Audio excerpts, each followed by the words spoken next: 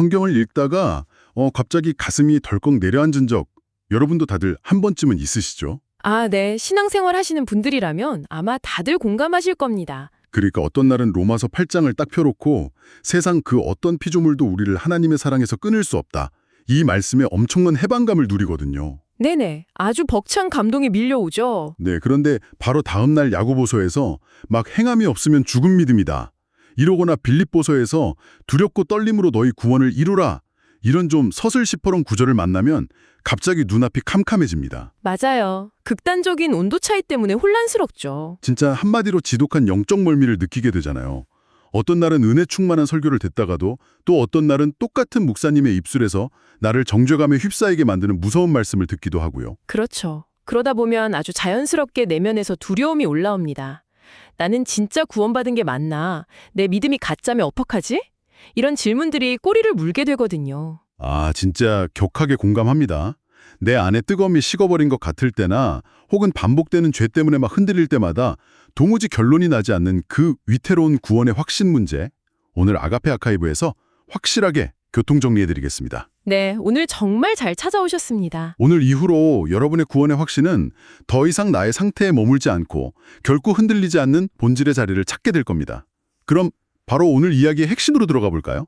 네, 이 문제를 풀기 위해서 우리가 가장 먼저 짚고 넘어가야 할 아주 중요한 사실이 하나 있습니다. 오, 그게 뭔데요? 우리가 흔히 겪는 이 구원에 대한 불안감 있잖아요. 이게 단순히 우리 개개인의 변덕스러운 감정이나 의지가 부족해서 생기는 현상이 아니라는 겁니다. 아, 내 믿음이 부족해서 흔들리는 게 아니라고요? 네, 아닙니다. 이건 기독교 역사 전체를 관통하면서 가장 치열하게 대립해온 두 가지 거대한 교리적 관점, 즉 개혁주의와 알미니안주의의 그 팽팽한 줄다리기에서 비롯된 아주 구조적인 딜레마거든요. 아, 그러니까 내가 유독 멘탈이 약해서 매일 흔들리는 게 아니라 기독교 역사 수백 년 동안 당대에 막 네로라 하는 학자들조차 완벽하게 하나로 합의하지 못한 거대한 긴장감 한가운데에 우리가 서 있다는 거군요. 정확합니다. 보통 우리가 교회에서 신앙생활을 하다 보면 알게 모르게 이 두 가지 관점 중 하나의 강한 영향력을 받으며 자라게 되는데요. 먼저 개혁주의 관점부터 한번 들여다볼까요? 네네. 개혁주의는 어떤 입장인가요? 개혁주의의 핵심은 한마디로 요약하면 한 번 구원은 영원한 구원이다. 이겁니다. 구원의 주도권이 100% 하나님께 있다고 보는 관점이죠. 아, 100%요? 네, 창세 전에 이미 구원받을 자를 예정하셨고 한 번 택하신 백성은 하나님이 끝까지 견인하신다. 그러니까 어떤 일이 있어도 구원의 완성까지 끌고 가신다는 겁니다. 오, 이론적으로만 들으면 이거 완전 완벽한 안전망이네요.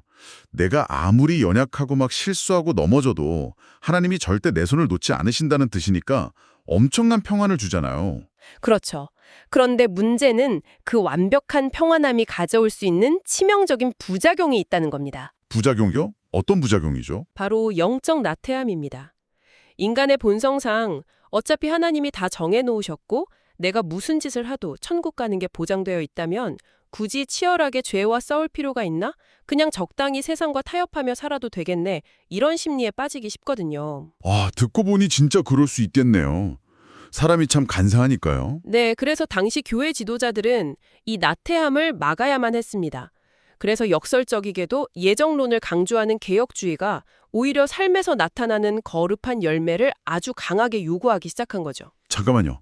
열매를 요구한다고요? 네, 진정으로 하나님의 선택을 받은 자라면 필연적으로 삶의 변화와 거룩한 열매가 증거로 나타나야 한다고 강력한 검증의 기준을 세운 겁니다. 오, 그거 뭔가 좀 모순처럼 들리는데요? 처음에는 네가 한 일은 하나도 없고 100% 하나님의 은혜로 된 거다. 이렇게 선물을 딱 쥐어져 놓고는 막상 문을 나서려니까 잠깐, 너 진짜 그 선물 받을 자격이 있는지 네 주머니 좀 뒤져보자 하고 검사하는 격이잖아요. 와, 아주 날카로운 지적이십니다. 은혜로 시작했다가 행위의 검증으로 끝나버리는 듯한 그 모순적 구조. 그게 바로 성도들을 불안하게 만드는 첫 번째 원인입니다. 처음에 주었던 무한한 평안이 순식간에 조건부로 바뀌는 느낌이네요.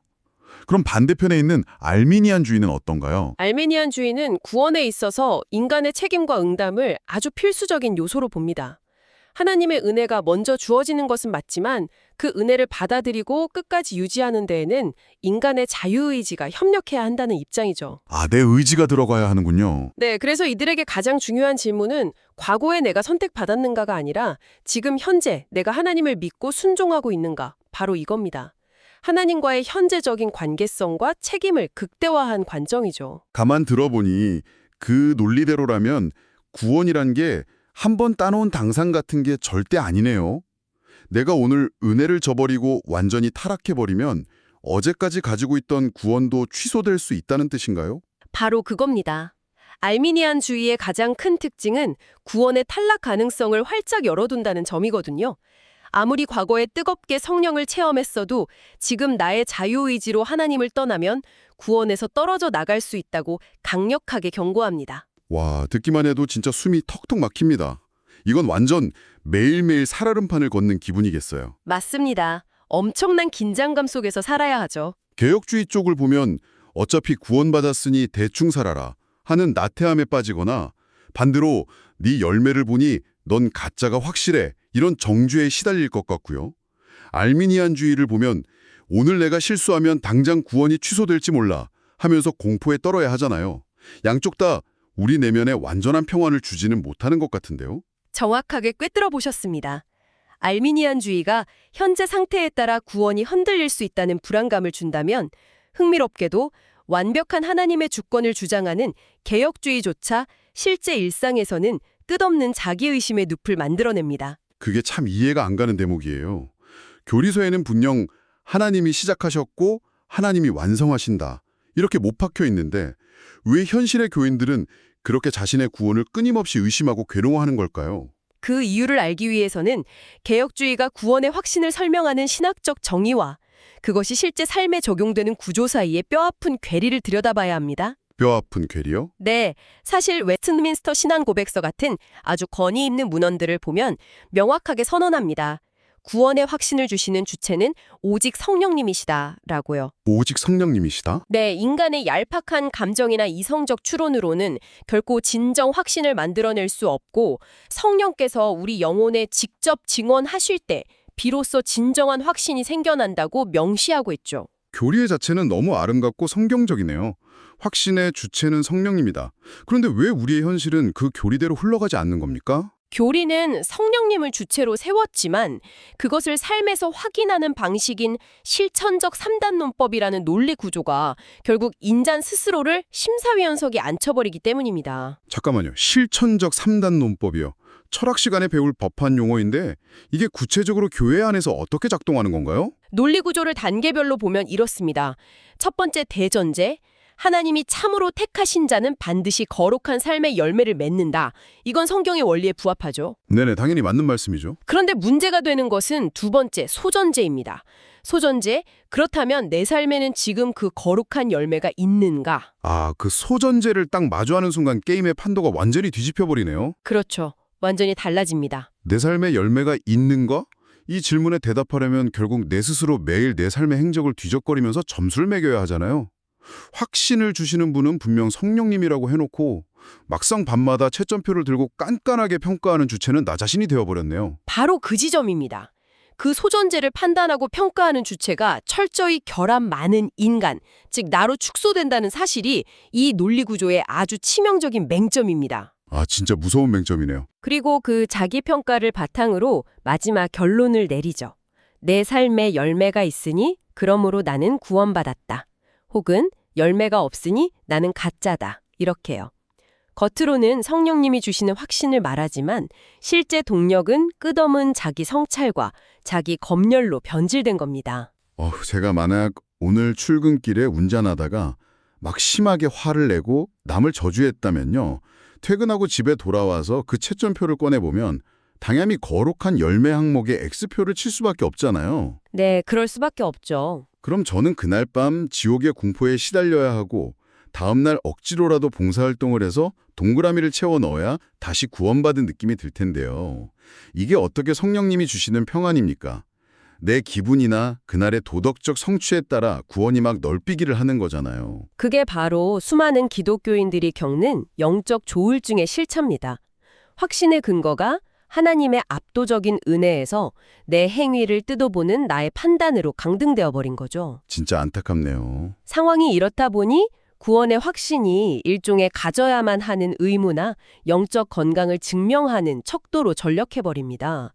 누군가 괴로워하면 당신은 아직도 구원의 확신이 없습니까? 기도를 더 하시고 굳게 믿으십시오. 이러면서 개인의 의지와 노력을 강요하게 되는 겁니다. 확신마저도 내가 스스로 쥐어짜내서 쟁취해야 하는 또 다른 종교적 과제가 되어버린 거군요. 게다가 이런 불안감을 좀 이겨보려고 막 엄청나게 성경을 공부하고 교리를 파고드는 지성적인 접근을 시도하는 분들도 많지 않나요? 네, 일명 지성주의적 접근인데요. 이 역시 뚜렷한 한계가 가질 수밖에 없습니다.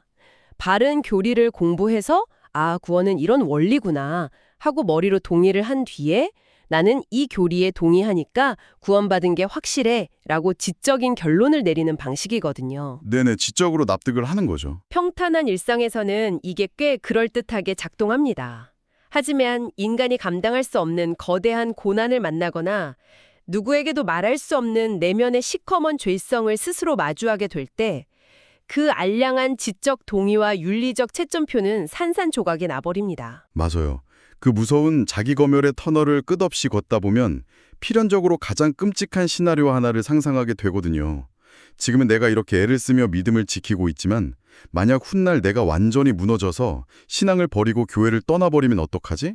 소위 말하는 배도의 공포 말입니다. 사실 행위와 열매를 기반으로 하는 채점표 신앙이 종국에 마주하게 되는 가장 가혹하고 잔인한 종착지가 바로 그 배도의 문제입니다. 네, 진짜 가장 두려운 부분이죠. 한번 상상해 보시죠. 주변에 우리보다 훨씬 더 교회를 열심히 다니고 뜨겁게 헌신하던 지인이 있다고 칩시다. 그런데 그 사람이 어느 날 돌연 신앙을 완전히 버리고 교회를 떠났습니다. 이때 개혁주의는 그 현상에 대해 아주 가혹한 사후적 판정을 내립니다. 사후적 판정이요? 어떻게 결론을 내리는데요? 요한일서 2장 19절 말씀을 근거로 듭니다. 그들이 우리에게서 나갔으나 우리에게 속하지 아니하였나니 만일 우리에게 속하였더라면 우리와 함께 거하였으려니와 이 구절을 통해서 이렇게 규정하는 거죠. 저 사람은 지금 믿음을 버린 게 아니라 애초부터 참된 믿음을 단 한 번도 가진 적이 없는 위선자이자 가짜였다. 라고요. 와, 세상에. 그러니까 다윗이나 베드로처럼 큰 죄를 짓고 잠시 방황하는 수준이 아니라 아예 믿음 자체를 부인하고 떠난 사람은 그 사람이 과거에 흘렸던 눈물, 드렸던 기도, 헌신했던 시간들 전체가 싹 다 위조 지폐였다고 소급해서 결론을 내려버리는 거군요. 논리적으로는 그럴 수밖에 없습니다. 하나님의 창세전 선택과 견인하심은 결코 실패할 리 없으니 도중에 떨어져 나간 사람은 처음부터 선택받은 진짜 백성이 아니었다는 논리적 귀결이죠. 논리 자체는 정말 철저하네요. 네, 하지만 이것이 신학적 논쟁을 떠나 평범한 성도들의 마음에 얼마나 파괴적인 확신의 늪을 만드는지 그 심리적 파장을 반드시 들여다보셔야 합니다. 당장 제 이야기만 해도 그래요. 제가 지금 아무리 진심으로 하나님을 사랑한다고 막 고백을 해도 만약 10년 뒤, 20년 뒤에 내 삶에 큰 환란이 닥쳐서 내가 스스로 믿음을 저버리게 된다면 그렇다면 지금 여기서 내가 흘리고 있는 이 뜨거운 눈물도 전부 다 내 스스로에게 속고 있는 가짜 감정이란 말인가? 이런 무서운 논리에 도달하게 되잖아요. 네네, 바로 그겁니다. 이건 진짜 단순한 자기의심을 넘어서 영적인 허무주의 아닙니까? 정확히 짚으셨습니다. 이론상으로는 계속해서 하나님이 너를 끝까지 붙드신다, 안심해라 이렇게 말하고 있지만 실제 성도의 내면에서는 주객이 완전히 전도되어 버립니다. 미래의 내가 결코 배신하지 않을 것이라는 사실을 죽고 나서 관에 들어가는 그 순간까지 내 스스로 입증해내야만 한다 이렇게 압박감이 생기죠. 그리고 구원의 근거가 하나님의 불변하심이 아니라 나조차도 믿을 수 없는 미래의 내 의지에 저당 잡혀버리는 셈이네요. 네, 철저하게 나침반의 방향이 나를 향하게 되는 겁니다. 이 상황을 듣다 보니까 부부관계에 빗대어 생각하지 않을 수가 없네요. 이건 마치 우리 부부가 지금 나누는 이 사랑이 진짜인지 아닌지는 우리가 죽을 때까지 이혼 도장을 안 찍어봐야만 최종적으로 확정되는 거다라고 말하는 것과 똑같잖아요? 정말 피부에 확 와닿는 찰떡 같은 비유네요. 결승선 테이프를 딱 끊어봐야만 내 구원이 진짜였는지 판가름 난다면 도대체 오늘 하루의 삶 속에서 나는 어떻게 평안을 누리며 교제하라는 거죠? 그야말로 평생을 시한폭탄 안고 사는 거나 마찬가지 아닙니까? 참으로 숨막히는 현실이죠. 그래서 알미니안주의 쪽에서는 이런 사후적 판정의 잔인함을 피하기 위해 차라리 이렇게 설명합니다. 아니라 그 사람이 과거에 가졌던 구원과 은혜는 진짜였다. 다만 그 사람이 나중에 자신의 자유의지로 그 진짜 구원 상태에서 스스로 걸어 나간 것이다 라고요. 직관적으로는 이 설명이 훨씬 합리적이고 인격적인 관계처럼 들리긴 하는데요. 그렇죠. 하지만 그렇게 되면 어떻게 될까요? 다시 원점으로 돌아가네요. 구원이 언제든 취소될 수 있으니 매일매일 내 의지에 힘을 꽉 주고 버텨야만 한다는 그 숨박히는 긴장감 말이죠. 맞습니다. 결국 개혁주의의 사후적 판정이 주는 소급적 공포나 알미니안주의의 조건적 탈락이 주는 현재적 공포나 어느 쪽을 택하던 성도들의 숨통을 조이기는 매한가지네요. 양쪽 모두 구원의 확신을 나의 행위, 의지 혹은 인내라는 인간적 요소와 떼어놓지 못했기 때문에 발생하는 비극입니다. 자, 그렇다면 우리는 평생 이 두려움 속에서 살아야만 할까요? 아니죠. 절대 아닐 겁니다. 네, 이제 숨막히는 이 양극단의 논리와 배도의 공포를 단번에 깨트려줄 오늘 이야기의 가장 핵심적인 돌파구를 향해 나아갈 시간입니다. 와, 너무나 간절하게 기다리던 순간입니다. 양쪽 모두 우리에게 온전한 평안을 주지 못한다면 도대체 우리가 붙잡아야 할 제3의 길은 무엇입니까? 이 돌파구는 두 관점의 장점을 적당히 섞는 타협안 같은 것이 절대 아닙니다. 구원의 확신이 도대체 무엇인지 그 본질을 바라보는 관점 자체를 완전히 뒤집어 엎는 거대한 대전환입니다. 관점의 대전환이요? 예, 이 새로운 관점의 가장 핵심적인 선언은 이렇습니다. 구원의 확신이란 나는 앞으로도 변하지 않을 거야 혹은 내 믿음은 가짜가 아닐 거야 라는 내 자신의 상태와 의지에 대한 동의가 결코 아닙니다. 잠깐. 제 상태나 진정성에 대한 동의가 아니라면 도대체 무엇이 확신이란 말입니까? 구원의 확신은 오직 지금 이 순간 내 안에서 나를 향해 말씀하시는 성령님의 압도적인 사랑의 음성, 오직 그 현존 자체가 확신입니다. 성령님의 현존 그 자체가 확신이다. 네, 기존의 구조에서는 확신을 얻기 위해 시선을 자기 내면으로 돌려서 끝없이 채점표를 확인해야 했죠. 하지만 새로운 관점에서는 내 행위의 질이 얼마나 훌륭한지, 내 믿음의 크기가 얼마나 거대한지는 더 이상 확신의 근거로 쓰이지 않습니다. 내 행위는 아예 기준이 안 되는 거군요. 맞습니다. 오직 성령님이 지금 나와 함께 하시며 이 변덕스러운 나를 끝까지 사랑하고 계신다는 그 아가페적 사랑의 현존만이 나의 유일한 근거가 되는 것입니다. 내 안에 맺힌 그 보잘것없는 사과 열매들을 쎄어보면서 불안해하는 게 아니라 시선을 완전히 들어 올려서 나를 바라보고 계신 성령님 그분 자체에 초점을 고정하는 거군요. 정확합니다. 바로 그겁니다. 너무 좋은데요? 근데 그래도 여전히 제 마음 한구석에 의문이 좀 남습니다. 호흡이 막히는 질문을 제가 다시 한번 던져볼게요. 네, 편하게 물어보시죠. 만약 제가 내일 엄청난 우울증에 빠지거나 깊은 죄에 무너져서 성령님이 음성이고 사랑이고 아무것도 느끼지 못한다면요. 결국 성령님이 음성을 듣는다는 것도 내 주관적인 감정이나 영적 컨디션에 좌우되는 거라면 우리는 여전히 나의 상태에 매여 있는 것 아닙니까? 미래의 내가 도망가 버리면 어떡하나 하는 그 배도의 공포는 여기서 어떻게 해결되죠? 바로 그 지점에서 우리가 구원을 어떤 이미지로 이해하고 있는지가 중요해집니다. 우리가 배도를 그토록 두려워하는 이유는 은연중에 구원을 합격선이 있는 자격증이나 서로 조건을 지켜야만 유지되는 어떤 계약서로 생각하기 때문이거든요. 자격증. 조건을 못 채우면 박탈당하는 그런 거요? 네, 하지만 구원을 법적인 계약이 아니라 생명으로 묶인 부모와 자녀의 관계로 바라보면 이야기가 완전히 달라집니다. 부모와 자녀의 관계요? 네, 자녀가 사춘기가 심하게 와서 부모에게 반항하고 급기야 집을 확 나갔다고 가정해 보십시오. 신앙으로 치면 가장 끔찍한 배도, 즉 하나님을 부인하고 떠난 상황입니다. 이것을 자격증의 관점으로 보면 영구적인 자격 상실이 맞습니다. 하지만 관계의 관점에서 보면 그것은 본질적으로 자녀의 징그러운 반항이자 가출일 뿐입니다. 가출. 그렇죠. 자식이 아무리 부모 가슴에 대못을 받고 집을 나갔다고 한들 핏줄이 바뀌거나 호적에서 파이는 건 아니니까요. 여전히 그는 부모의 자식이라는 본질은 절대 변하지 않죠. 그게 핵심입니다. 자식이 집을 나갔을 때 정상적인 부모라면 어떻게 반응할까요? 네가 스스로 집문을 나섰으니 오늘부로 넌 내 자식이 아니다. 네가 알아서 살아라 하고 호적에 빨간 줄을 그어버리나요? 절대 아니죠.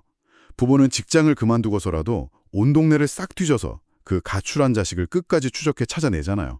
우리를 향해 품으시는 그 아가페의 사랑이 정확히 이와 같습니다. 우리가 영적으로 심하게 방황하고 죄에 무너지고 심지어 하나님 따위는 없다고 저주하며 신앙을 부인하는 듯한 가장 끔찍한 조짐을 보이는 그 무서운 순간조차도 성령님은 결코 우리를 향한 자녀의 정체성을 거두지 않으십니다. 오히려 그 캄캄한 어둠 속까지 끝까지 추적해 들어오시는 분입니다. 와, 네가 떠난 걸 보니 넌 처음부터 내 자식이 아니었어 라고 과거를 확 부정해버리는 게 아니라 네가 비록 지금 엇나가서 나를 잠시 떠났지만 내가 너를 찾아내서 다시 안아줄 때까지 넌 영원히 내 자식이다 이렇게 선포하시는 거군요. 그렇습니다.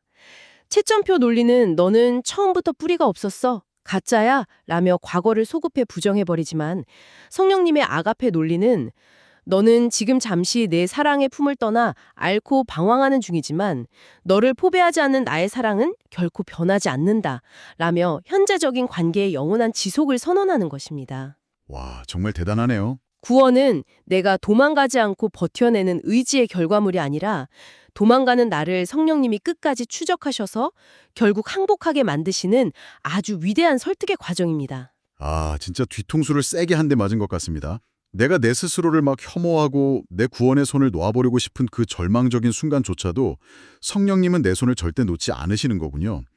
내가 끝까지 버티는 것이 구원이 아니라 성령님이 나를 끝까지 설득하시는 것이 구원이라는 사실, 이 관점의 전환이 정말 상상조차 할 수 없었던 엄청난 해방감과 복음의 안전망을 줍니다. 그 해방감을 삶에서 실제로 진하게 누리기 위해서는 우리에게 아주 구체적이고 결단력 있는 실천이 하나 필요합니다. 바로 처절한 자기 객관화, 즉 자아의 죽음을 선포하는 것입니다. 자아의 죽음이요? 그건 구체적으로 어떻게 하는 건가요? 제가 막 죄책감에 시달리면서 패닉 상태에 빠졌을 때 도대체 어떻게 대처해야 하죠? 일상에서 우리가 죄의 땅 넘어지면 사탄이 우리 양심에 대고 즉각적으로 참소를 시작합니다. 너 방금 네가 무슨 짓을 했는지 봐라. 네 삶의 거룩한 열매라고는 눈꼽만큼도 없어. 넌 구원받은 척하는 위선자야. 이렇게요. 네네, 엄청 정죄하죠. 이 끔찍한 정죄가 들려올 때 인간의 가장 본능적인 방어 기제가 무엇일까요? 보통은 자기를 변호하려고 막 애를 씁니다. 아니야, 나 지난주에 봉사도 했고 아까 말씀도 읽었어. 나 마음 중심에는 하나님 사랑해. 나 진짜 맞아. 라고 말이죠. 아, 그렇죠. 나에게도 선한 구석이 조금은 남아있다는 걸 어떻게든 증명해서 그 사탄의 공격을 막아내려고 하잖아요. 저도 맨날 그러거든요. 하지만 그렇게 나의 행위나 진정성을 무기로 삼아 싸우려 들면 100점 100패입니다. 우리의 현실적인 채점표는 너무나 초라하니까요. 사탄이 더 큰 죄의 목록을 탁 들이밀면 우리는 결국 꿀먹은 벙어리가 되어서 절망하게 됩니다. 네, 할 말이 없어지죠. 그래서 성령님의 아가페를 제대로 아는 사람은 완전히 다른 방식으로 싸웁니다. 그냥 철저히 항복해버리는 겁니다. 맞아, 사탄아, 네 말이 다 맞아. 내 꼬라지와 행위만 보면 나는 가짜가 확실해. 내 자아는 썩었고 나에게는 구원받을 근거가 단 1g도 없어. 이렇게 철저하게 나의 죽음을 인정해버립니다. 적의 공격에 내 방패를 아예 탁 내려놔 버린다고요? 엄청난 도박 같은데요? 내 방패를 쿨하게 버리는 순간 절대 뚫리지 않는 진짜 방패가 작동하기 시작합니다. 나의 전적인 무능함을 시인한 바로 그 다음 순간 당당하게 선포하는 겁니다. 그래, 나는 가짜고 쓰레기야. 하지만 이런 나를 끝까지 포기하지 않고 추적해오시는 성령님의 아가페 사랑만큼은 너무나도 진짜야. 내 안에서 나를 설득하시고 나를 안아주시는 그 은혜만이 진짜 내 구원의 유일한 근거야. 이렇게요. 와, 진짜 눈물이 날 것 같습니다. 맞아, 나는 원래 가짜야. 하지만 나를 향한 성령님의 사랑은 진짜야. 내 구원을 지키기 위해서 더 이상 그 너절한 내 변명거리나 선행들을 끌어모아서 방어할 필요가 없다는 사실이 이렇게 거대한 평안을 주는지 몰랐습니다. 이것이 바로 사탄의 입을 영원히 다물게 만드는 가장 강력한 무기입니다. 구원의 확신은 내가 앞으로도 훌륭한 사람으로 변하지 않을 것을 굳게 믿는 내 의지에 대한 확신이 결코 아닙니다. 내 의지가 아니군요. 네, 내가 최악의 바닥으로 곤두박질 치는 그 순간에도 나를 향한 그분의 아가페 사랑은 결코 변하지 않음을 성령님께서 지금 내 영혼 깊은 곳에 확증해 주시는 것. 오직 그분의 변함없으심에 나의 모든 것을 내어 던지는 것. 그것이 바로 진짜 구원의 확신입니다. 오늘 이 대화를 통해서 우리 머릿속의 모든 퍼즐이 딱 맞춰지는 기분입니다. 개혁주의가 말했던 확신을 주시는 분은 성령님이시다. 이 아름답지만 좀 멀게만 느껴졌던 교리가 아가페적 사랑과 완전한 항복이라는 이 놀라운 통찰을 거치면서 비로소 우리 삶에 닿는 실체적인 평안으로 완성되는 느낌이에요. 네, 그렇습니다.